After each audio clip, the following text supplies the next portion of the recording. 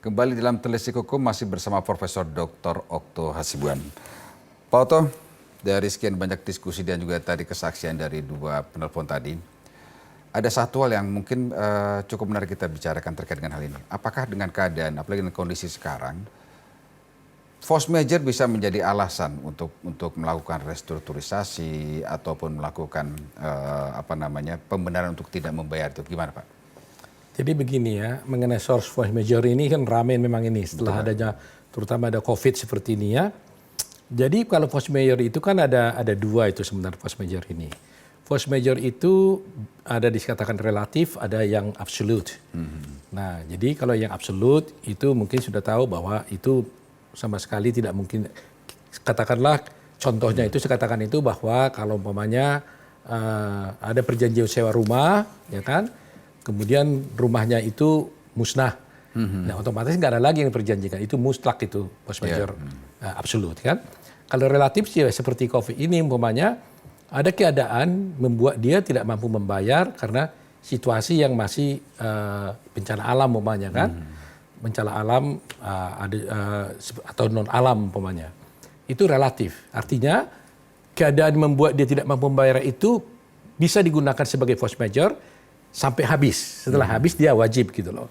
Nah, jadi kalau dalam hukum biasanya ini kan tergantung kepada perjanjian yang dibuat kedua belah pihak. Umumnya dibuat klausula force major itu udah pasti berlaku. Tapi pertanyaannya sekarang adalah bagaimana kalau di dalam perjanjian itu tidak disebutkan klausula force major? Karena tidak ditemukan biasanya Pak di pinjaman online itu. Nah, tapi menurut saya kalau itu sampai di pengadilan, force major itu tetap bisa digunakan sebagai alasan.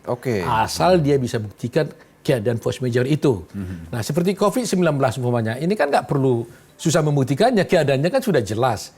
Ya kan, baik kreditur debitur juga mengalami keadaan itu. Ya kan? Lain halnya umpamanya kalau bencana alam, orangnya bencana alam di Jawa Timur, krediturnya di Jakarta. Kan yang mengalami kesulitan itu kan hanya si debiturnya kan.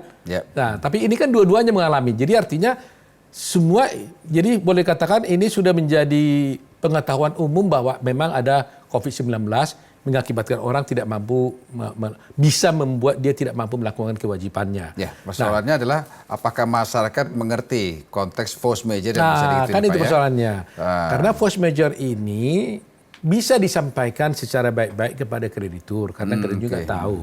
Tapi ingat bahwa force major yang relatif seperti ini tidak bisa digunakan untuk membatalkan perjanjian. Tidak dapat juga digunakan sebagai alasan untuk menghapus hutang. Hutang tetap dibayar, cuma bisa minta penundaan pembayaran. Ya kan? Nah, biasanya kalau keadaan seperti ini yang diminta itu adalah bisa tunda pembayaran diikuti permohonan agar tidak dikenakan denda. Ya, dalam hukum perdata disebut biaya rugi dan bunga itu jangan dituntut gitu loh. Selama berlakunya force major. Nah, tapi setelah keadaan force majornya lewat, maka berlaku kembali.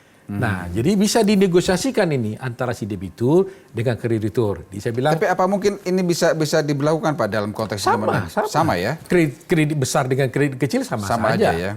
Berlaku ketentuan hukum sama. Jadi tidak berarti di perbankan saja. Bukan hanya di leasing, di sini juga bisa. Artinya dalam kondisi sekarang sebenarnya konteks force major bisa diberlakukan. Ya, jadi kalau kita sekarang ada orang menagih debt collector, saya pikir itu keterlaluan gitu loh.